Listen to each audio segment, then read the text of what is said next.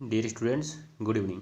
मैं पीयूष कुमार त्रिपाठी स्वागत करता हूं आप सभी का अपने YouTube channel SCS EDU point पर।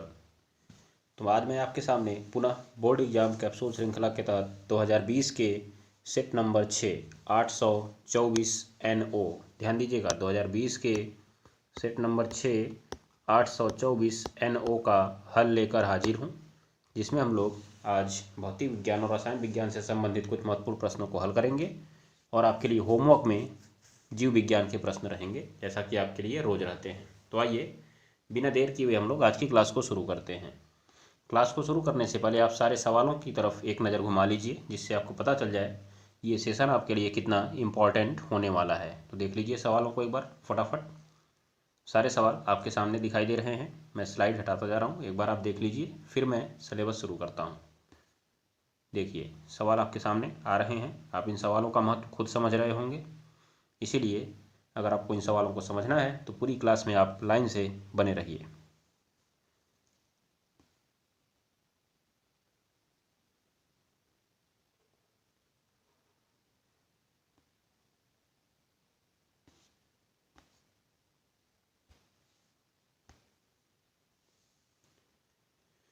चलिए, आज की क्लास का सबसे पहला सवाल आपके सामने दिखाई दे रहा है। क्या कह रहा है ये सवाल? बहुविकल्पी सवाल से ही शुरुआत करते हैं रोज की तरह। लिखा हुआ है, निम्नलिखित यौगिकों में अम्लीय लवण कौन सा है?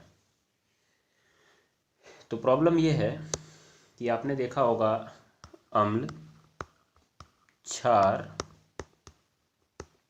और लवण, ठीक है। तो यहाँ पे अम्लीय लवण क्या पैदा हो गया, तो जरा समझेंगे आप इस बात को। देखिए अम्ल क्या होता है? जो H+ आयन देता है। तो किसी भी अम्ल की शुरुआत आप देखेंगे H से रहेगी। किससे रहेगी जी? H से शुरू होता है, याद रखिएगा। जो क्षार होता है वो OH पर ख़त्म होता है और इसमें धातु जुड़े होते हैं हमेशा। क्या जुड़े होते हैं? धातु, याद रख लीजिएगा। फिर जो लवण है इसमें न तो H होता है और न ही OH होता है, मतलब दोनों नहीं होते हैं, ध्यान दीजिएगा। तो प्रॉब्लम ये उठी कि आपसे यहाँ पे अम्लीय लवण पूछा है, तो ये शब्द क्या बला है? तो चलिए मैं आपको बता देता हूँ कि जो अम्लीय लवण होते हैं वो कौन से होते हैं। देखिए, जब आप अम्ल और क्षार की क्रिया कराते हैं, जैसे मान लीजिए कि आपने एक अम्ल ले लिया HCl और प्लस NaOH, ठीक है ना। ध्यान दीजिएगा, ध्यान से सुनते जाइए मेरी बात को। जो आपके पड़ोस में बैठा हुआ है ना, उसको छोड़िए, उसकी बात को मत सुनिए, मेरी बात को सुनिए, वो समझ में आएगा आपको। तो इसमें अदला बदली हो जाती है। जो OH है वो हमेशा H को लेकर भाग जाता है, क्योंकि जो अम्ल है उसकी शुरुआत H से होती है और जो क्षार है उसकी शुरुआत उसकी जो अंतिम अवस्था रहती है वो OH रहती है, अर्थात वो OH पर ख़त्म होता है। अम्ल H से शुरू होता है, क्षार OH पर ख़त्म होता है। जैसे ही दोनों का रिएक्शन होता है, ये पहले और अंतिम वाले फरार हो जाते हैं और H2O बना लेते हैं। तो बचे Na और Cl वाले, तो बन जाता है NaCl, ठीक है ना। ये बात को ध्यान में रखिएगा। परंतु मैं यहीं पर आपको एक अम्ल लेकर दिखाता हूँ। ये लीजिएगा आप H2SO4 और फिर इसकी NaOH से क्रिया कराइएगा, तो इसके 2 हाइड्रोजन निकल के भागने वाले हैं। इस बार याद रखिएगा, 2 हाइड्रोजन निकल के भागने वाले हैं। अब अगर इसके 2 हाइड्रोजन निकल कर भागने वाले हैं तो 2 सोडियम को आना पड़ेगा, क्योंकि Na+ बनाता है, Hb+ बनाता है। तो अगर 2 हाइड्रोजन भाग रहे हैं तो 2 सोडियम आना पड़ेगा। तो ये हो जाता है आपका Na2SO4। बाकी आप आयन से भी बैलेंस कर सकते हैं। SO4 पे आपका 2- होता है और यहाँ पे Na पे आपका क्या होता है? प्लस होता है। तो Na+ है, SO4 पे 2- है, इसका 2 इसके नीचे आएगा, इसका 1 इसके नीचे जाएगा, ये भी आप समझ रहे होंगे, ठीक है। और फिर प्लस में आपका H2O बन जाता है। तो आप कहेंगे बैलेंस कैसे करें? यहाँ पे 2 सोडियम दिख रहा है, यहाँ पे सामने 2 कर दीजिए, बैलेंस हो गया आपका रिएक्शन पूरा। चेक कर सकते हैं आप लोग, ठीक है ना। परंतु एक बात समझिएगा, यहाँ पर मैंने आपसे कहा कि जो H2SO4 है वो आपका 2 हाइड्रोजन देगा, 2 हाइड्रोजन देगा, और जो Na है, Na वो उसके स्थान पे 2 Na आ जाएंगे। परंतु अगर मैं कहूँ कि H2SO4 2 नहीं त्याग रहा है, 1 ही त्याग रहा है, अर्थात अगर मैं इसको ऐसे लिख दूँ HHSO4 और प्लस NaOH, ठीक है, तो इसका एक H अगर निकले और एक ही सोडियम आए उसके पास, तो फिर भी H2O बनेगा, परंतु यहाँ बनने वाला यौगिक होगा NaHSO4। देख रहे हैं नहीं देख रहे हैं आप, समझिएगा ध्यान से। मतलब इस कंपाउंड में इस कंपाउंड से क्या अंतर है, देखिए इसके दोनों हाइड्रोजन निकल गए, दोनों हाइड्रोजन निकल गए, परंतु इसमें अभी एक बचा है, एक बचा है, याद रखिएगा। इसे ही आप अम्लीय लवण कहेंगे। क्या कहेंगे? अम्लीय लवण, क्योंकि अम्ल का यच अभी उसमें बचा हुआ है, अम्ल का यच अभी उसमें बचा हुआ है। ये बात मैं आपकी कान में डाल देना चाहता हूँ। तो ऐसे लवण जिनमें विस्थापनीय हाइड्रोजन बचा रहता है, याद रखिएगा, ऐसे लवण जिनमें विस्थापनीय हाइड्रोजन बचा रहता है। कौन सा हाइड्रोजन? विस्थापनीय हाइड्रोजन बचा रहता है। ठीक है, क्या कहलाते हैं?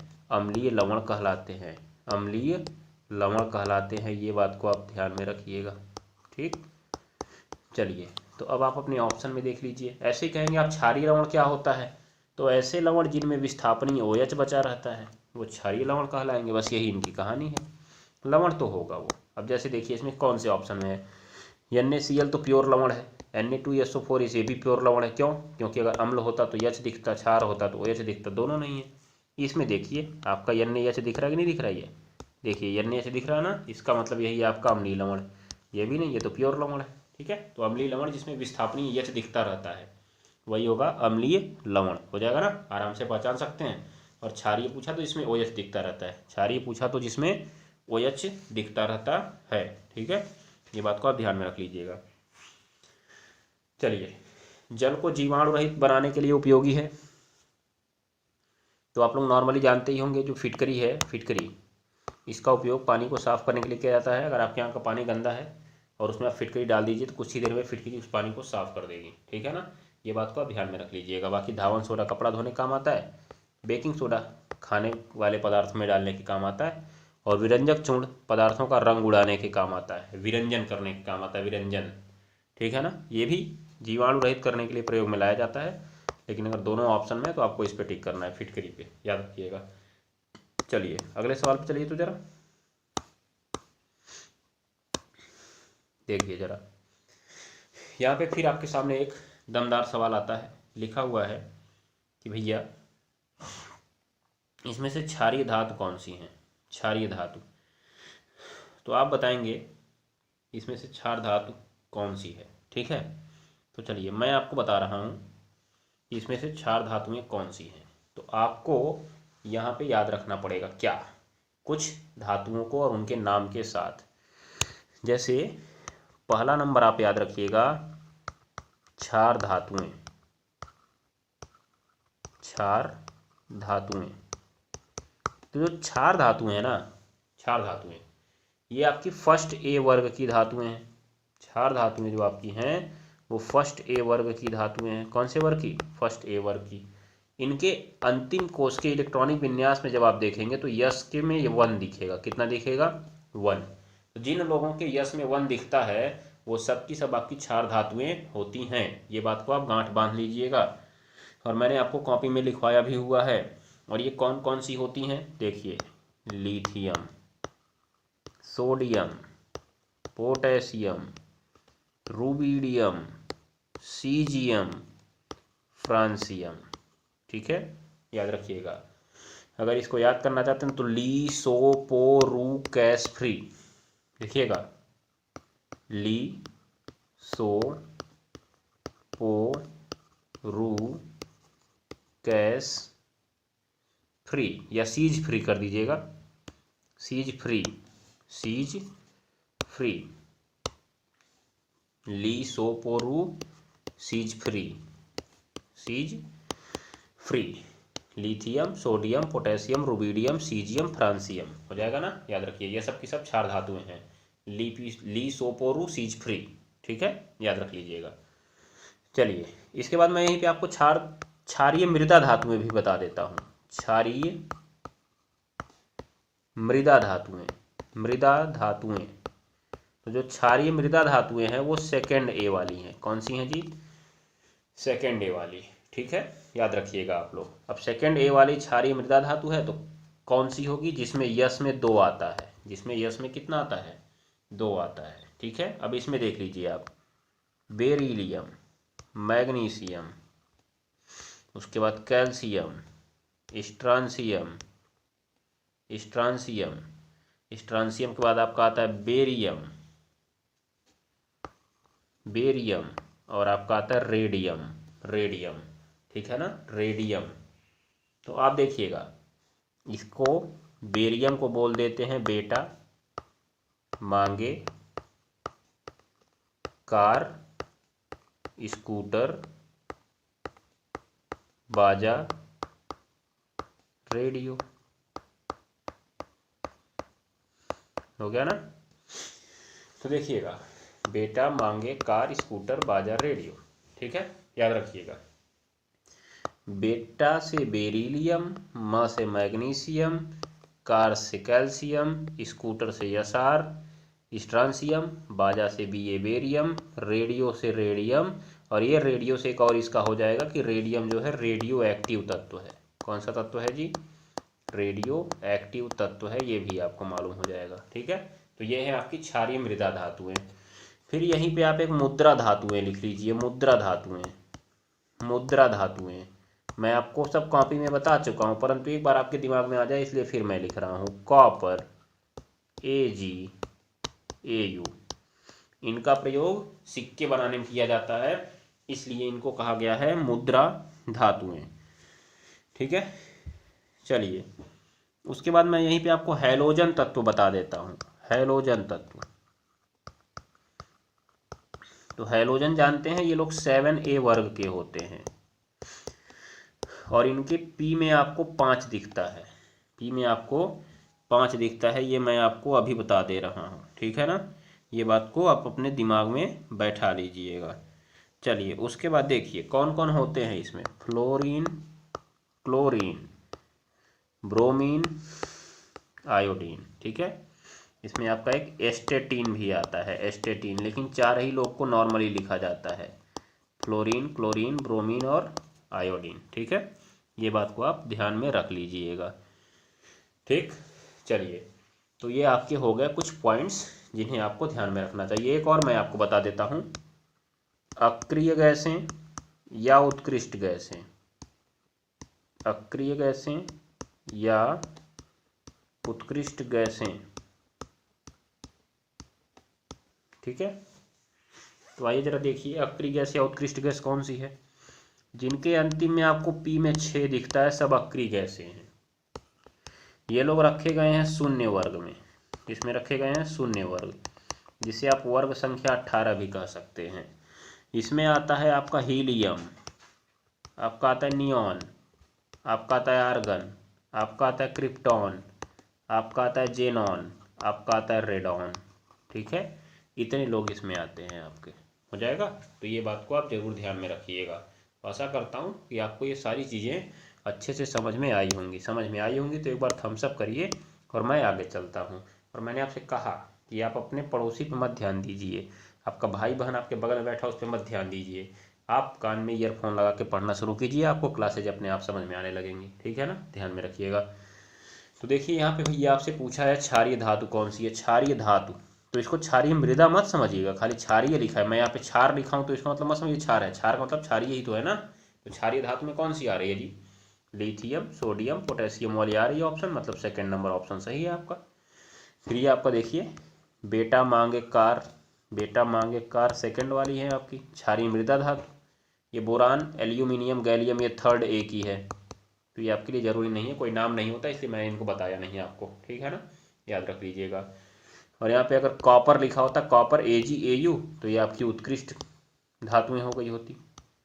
उत्कृष्ट या मुद्रा धातुएं इनको बोल सकते हैं, उत्कृष्ट धातु भी बोलते हैं इनको। उत्कृष्ट धातु मतलब ये एकदम कम क्रियाशील होती हैं। ठीक है, AgAuPt उत्कृष्ट धातु में आती है, AgAuPt उत्कृष्ट धातु में आती हैं। ये भी आप लिख लीजिए क्योंकि पूछा जा सकता है आपसे, उत्कृष्ट धातु में आती हैं AgAuPt, जाएगा ना। चलिए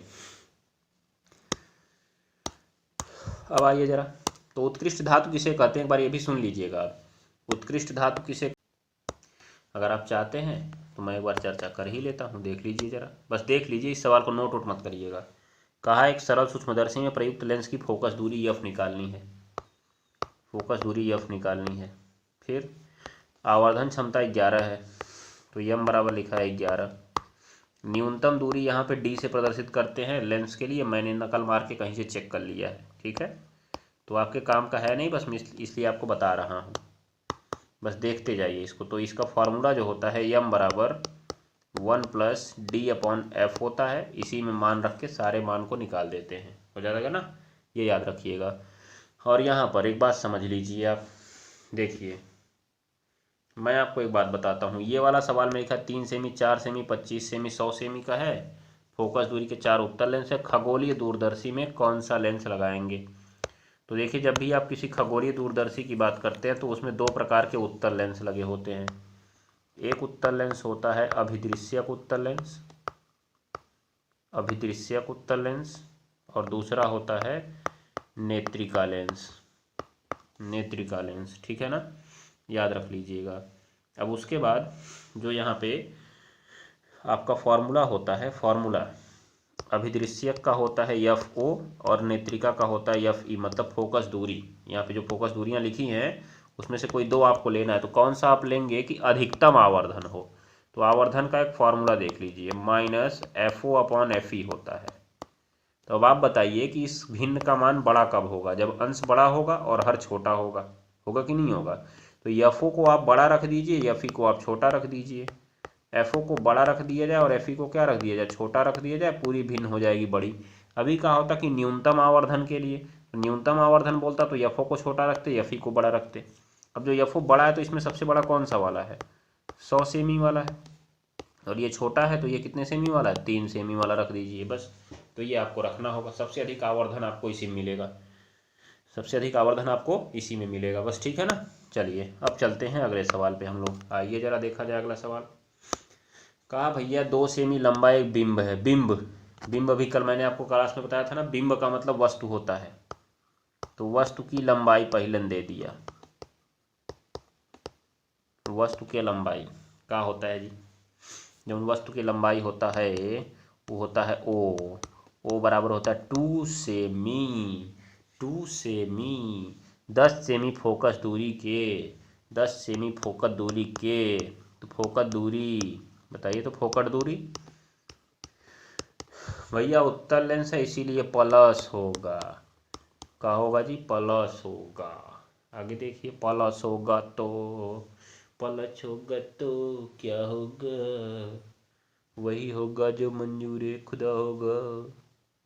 बिंब की लेंस से दूरी 15 सेमी है, बिंब मतलब वस्तु, बिंब मतलब वस्तु, तो भैया जो वस्तु की लेंस से दूरी है वो का तो आप यू मानत हो, और यू मानत हो तो -15 सेमी है, कितना सेमी है, -15 सेमी है। आपसे कहा गया भी निकालो, भी निकालो, तो आओ जरा भी निकालो, तो लेंस सूत्र फिर झोंको, 1/f बराबर 1/v माइनस 1/u, तो कितना फाका दूरी है जी, फाका दूरी 25 कि 10 है, 10 है। भी निकालना है, 1/u कितना है, -15 सेमी, -15 सेमी। चलिए इधर देख लीजिए, तो जो आपका मिला 1/10 बराबर 1/v प्लस 1/15। अब 1/10 को रोक कर 1/15 को करिए इधर, और आएगा आपका 1/v, तो 15 और 10 का लॉसा लेंगे 30, 3 बार में इधर आएगा, 2 बार में इधर आएगा, मिला 1/v, मिला 1/v। ओकरे बाद आप क्या करेंगे, बताइए जरा, ओकरे बाद आप क्या करेंगे हैं, बोलिए तो क्या करेंगे। 3 में से 2 गया 1/30 बराबर 1/20, तो v बराबर आपका आ गया 30 सेमी, 30 सेमी। देख रहे हैं ना, ये बात को आप समझ जाइएगा, नहीं समझे तो हम समझा दें क्या आपको, बोलिए तो, समझ लीजिए, कौनो बात नहीं है, हो जाएगा। चलिए, तो ये आपको क्लियर हो गया, v बराबर 30 सेमी।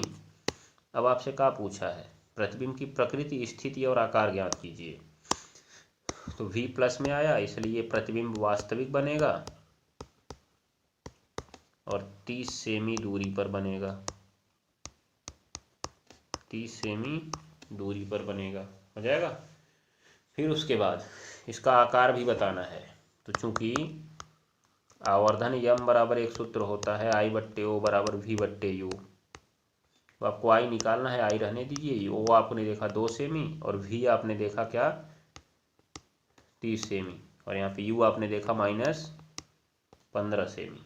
तो काट देंगे अगर आप, तो आई बट्टे 2 बराबर 30 बट्टे 15, माइनस में आ गया 2 और उधर भेज देंगे तो -2 गुणे 2 अर्थात आई बराबर आया -4 सेमी। माइनस आने का मतलब उल्टा प्रतिबिंब बना हुआ है।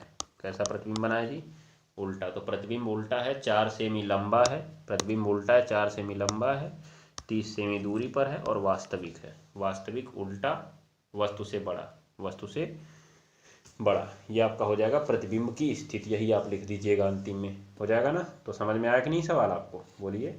कई बार मैं करा चुका हूँ, इसलिए बहुत ज़्यादा मैं रिपीट नहीं कर रहा हूँ, इस पर याद रखिएगा। फिर कहा कि दूरदृष्टि दोष का है, एक कारण का है, दूरदृष्टि दोष क्या है, इसका कारण क्या है, आप बताएंगे। दूरदृष्टि दोष का कारण क्या होता है, बोलिए जल्दी जल्दी, धड़ाधड़ धक्का धक बोलिए हैं। पहले तो बताइए दूरदृष्टि दोष क्या होता है। दूरदृष्टि दोष क्या होता है, तो मैंने आपको पहले भी समझा रखा है कि जो दृष्टि दोष है वो तो दिखेगा परंतु दूसरा वाला नहीं दिखेगा, ठीक है ना। तो दूर दृष्टि दोष है, इसलिए दूर वाला दिखेगा परंतु नजदीक वाला नहीं दिखेगा, ठीक। चलिए, तो दूर दृष्टि दोष, तो लिखिएगा वह दोष जिसमें दूर की वस्तु तो दिखाई देती है परंतु निकट की वस्तु नहीं दिखाई देती है, निकट की वस्तु नहीं दिखाई देती है, दूरदृष्टि दोष कहलाता है, दूरदृष्टि दोष कहलाता है। इसके निवारण के लिए उत्तल लेंस का प्रयोग करते हैं, निवारण के लिए उत्तल लेंस का प्रयोग करते हैं, हो जाएगा ना, याद रखिएगा। उसके बाद मैं आपसे एक और बात बताता हूँ कि जो दूरदृष्टि दोष में निकट बिंदु है, दूरदृष्टि दोष में जो आपका निकट बिंदु है, चूंकि निकट वाला स्पष्ट दिखेगा नहीं, तो दूरदृष्टि दोष में आपका निकट बिंदु 25 सेमी से अधिक हो जाएगा, 25 सेमी से अधिक हो जाएगा। तो आपसे बहुविकल्पी में ये सवाल बन सकता है कि दूरदृष्टि दोष में निकट बिंदु क्या होता है, 25 सेमी से अधिक, 25 सेमी से कम, 25 सेमी, इनमें से कोई नहीं, ऐसा ऑप्शन बन सकता है। तो कौन सा आप लगाएंगे, 25 सेमी से अधिक। अब आप इसका कारण क्या है, कारण लिखिएगा, कारण बोले, कारण नेत्र लेंस की वक्रता कम हो जाती है, नेत्र लेंस की वक्रता कम हो जाती है, वक्रता कम, ठीक है, जिससे फोकस दूरी अधिक हो जाती है, जिससे फोकस दूरी अधिक हो जाती है, ठीक है ना, याद रखिएगा। और प्रतिबिंब रेटिना के पीछे बनने लगता है, और प्रतिबिंब रेटिना के पीछे बनने लगता है, हो जाएगा। तो अब आप इस आकृति को दर्शाइएगा, कैसे आप दर्शाएंगे देखिए जरा। पहले तो एक आंख टनाटन बना लीजिए, एकदम लाल रक्त आंख, देखिए मैं तो आपकी आंख को निकाल देता हूँ, वैसे मैं सोचता हूँ कि निकालूं ही ना इसको। ये आपके आंख का नेत्र लेंस हो गया, ठीक। अब आपने निकट में कोई वस्तु रखी यहाँ पर, यहाँ से दो किरणें निकली, ऐसे गई, ठीक है। जब वो मुड़ने लगी तो वो जाके कहीं रेटिना के पीछे आपस में मिली और यहाँ बना आपका प्रतिबिंब। तो जब आपका प्रतिबिंब रेटिना के पीछे बनता है तो क्या आपको रेटिना पर दिखाई देगा? यही है रेटिना, दृष्टि पटल जिसे कहेंगे आप लोग, दृष्टि पटल या रेटिना। तो ये तो आपका हो गया दूर दृष्टि दोष का आरेख। दूर दृष्टि दोष का क्या हो गया? आरेख हो गया, ठीक है ना। ये बात को आप ध्यान में रखिएगा।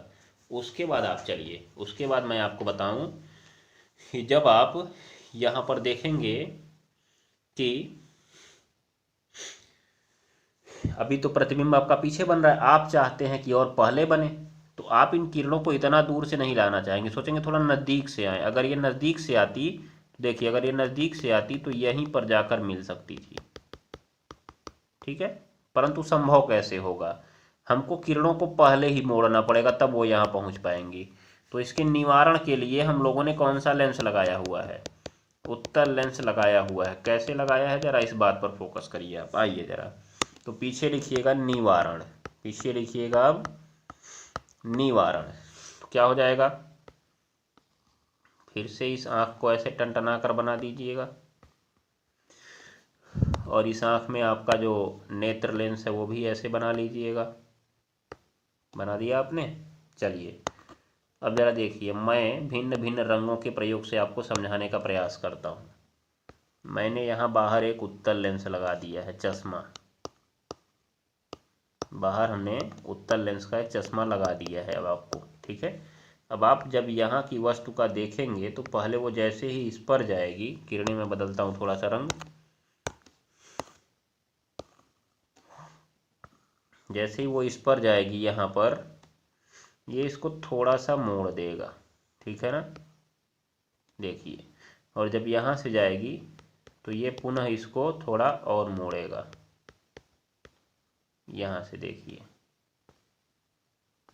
और ये जाएगी रेटिना पर पड़ जाएगी और आपका प्रतिबिंब किस पर बन जाएगा?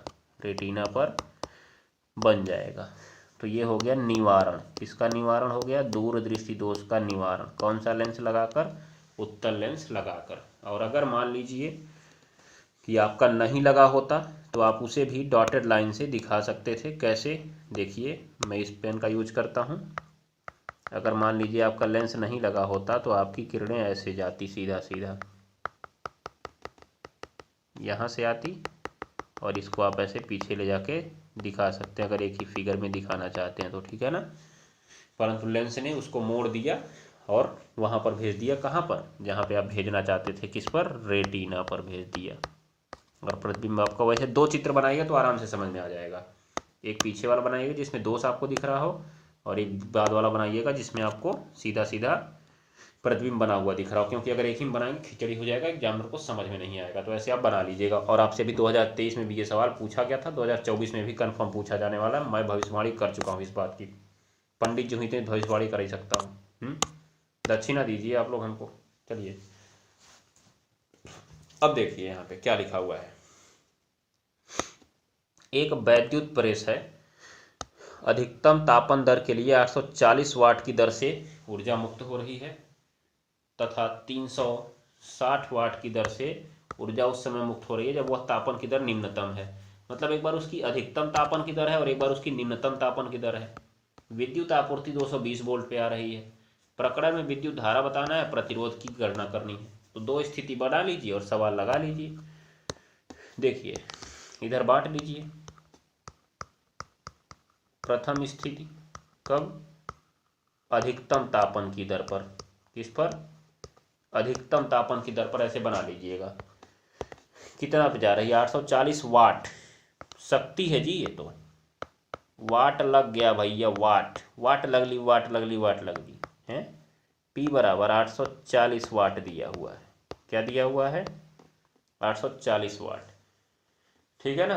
अब उसके बाद देखिए, अब आप इसको मत देखिए, तो निम्न तापन की दर है ना। आप देखिए इसको 220 वोल्ट, विभव V बराबर 220 वोल्ट, विभव V बराबर 220 वोल्ट। और यहाँ पे सेकेंड स्थिति का लिख लीजिए, फिर मैं पीछे चलता हूँ और सवाल एक एक का लगाना शुरू करता हूँ। सेकेंड स्थिति निम्नतम ताप की दर है, तो निम्नतम ताप की दर में जो शक्ति लिखी हुई है, शक्ति, वो P बराबर कितने वाट ले रहा है? 360 वाट ले रहा है, 360 वाट। और जो विभव V है वो तो 220 वोल्ट का मेंस उसको भी मिलेगा। अब सवाल लगा लीजिए, पहले आप प्रवाहित धारा निकाल लीजिए। धारा I निकालना है तो P, V और I में क्या रिलेशन है बताइए तो? P बराबर V इंटू आई। जिनको फॉर्मूला नहीं याद है पहले आप फॉर्मूला रटिए, सारे सवाल आपके अपने आप लग जाएंगे।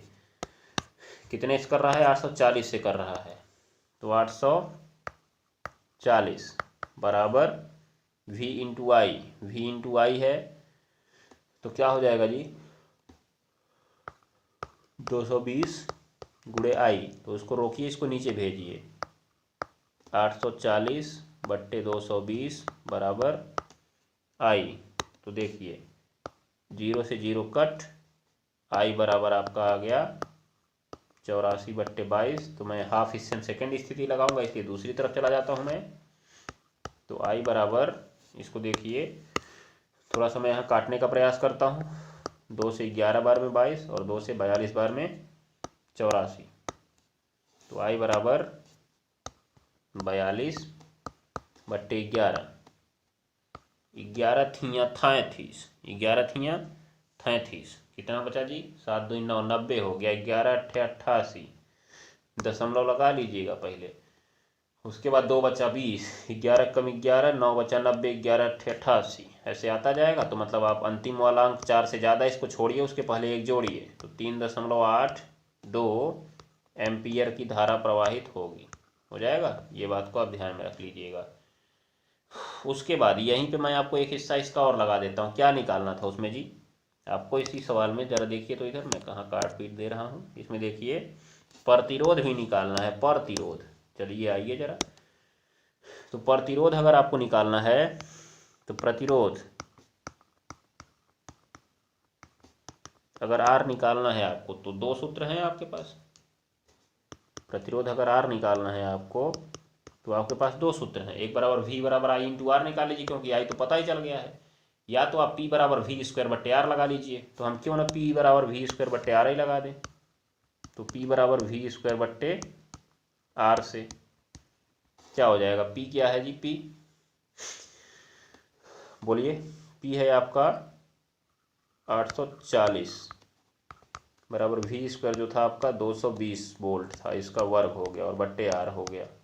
तो आर को ऊपर भेजिए, वो नीचे चला आएगा आपका। तो 220 गुणे 220 कर दीजिए। क्या 200 क्यों हो रहा है जी? 220 कर लीजिए और नीचे कर लीजिए 840। तो 0 से 0 आपका कट गया। 4 से काटिए, 4 दूनी 8, 21 चौक 84, 4 पच्चे 20, 4 पच्चे 20। तो 55 गुणे 22 बट्टे 21। तो आर बराबर आपका आ गया, आर बराबर 55 गुणे 22 और बट्टे क्या? 21। अब आपको इसी को कर देना है सॉल्व। जैसे ही आप इसको सॉल्व करेंगे, आप बताइए आपको आंसर क्या मिलने वाला है? 55 गुणे 22 आपको कितना मिलने वाला है? 1210। और आप इसमें 21 का डिवाइड कर दीजिएगा। 21 का आप डिवाइड कर देंगे, 21 का भाग देंगे इसमें, तो आ जाएगा 57.61।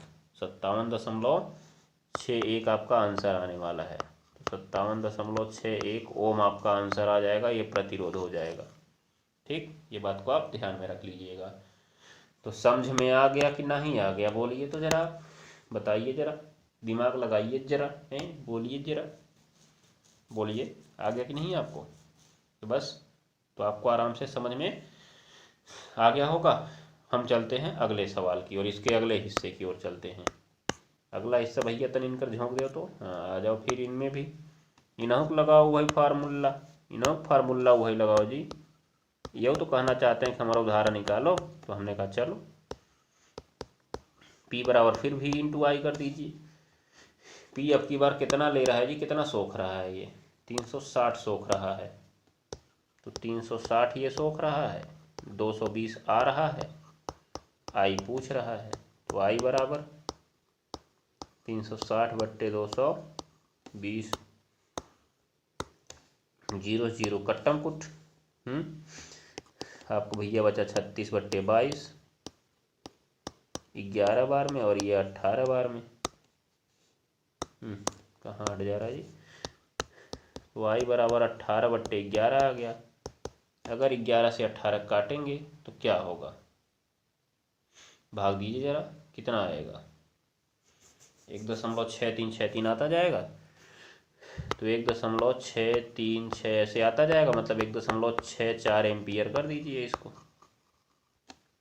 1.64 एम्पियर कर दीजिए। उसके बाद आप देखिए फिर इसमें भी आपको प्रतिरोध निकालना, मतलब समझ लीजिए 2 बार वही सवाल लगाना है, 4 नंबर आपको दे रहा है, ठीक है, एकदम हलवा की तरह। तो प्रतिरोध जो है R बराबर क्वेश्चन मार्क, ठीक है। तो इन्हों फार्मूला में आगे बढ़ जाइए। चलिए आइए देखिए, जैसे इनकरे में P बराबर V²/R लगा, वैसे इनकरा हम P बराबर V²/R लगाइए। उनकरे में 840 था, इनकरे में 360 है, इन्हों को रखिए 220 का वर्ग और बट्टे R, तो R को इधर लाइए तो 360 चला जाएगा नीचे, तो 220 × 220 हो जाएगा, और बट्टे क्या हो जाएगा जी 360 हो जाएगा। उसके बाद देखिए तो आप 1 0 से 1 0 काट दीजिए, 4 से काट पाते हैं आप इसको, 4 9 ये 36, और 55 बार में ये कट गया, मतलब फाइनली इसके पास बचा 55 × 22/9।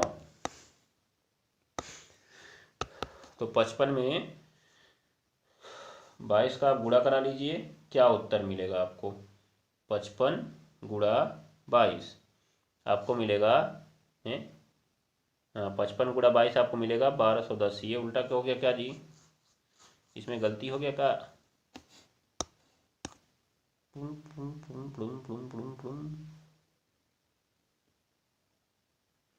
55 × 22 3 था जी, पिछवा में कहीं इसमें 52 लिखा हूँ, गड़बड़ाया मामला, कुछ गड़बड़ाया जी, कहाँ गड़बड़ाया, यहाँ 55 है, 55 है, 55 था, तभी आया था आपका 1210, वही मैं सोच रहा हूँ।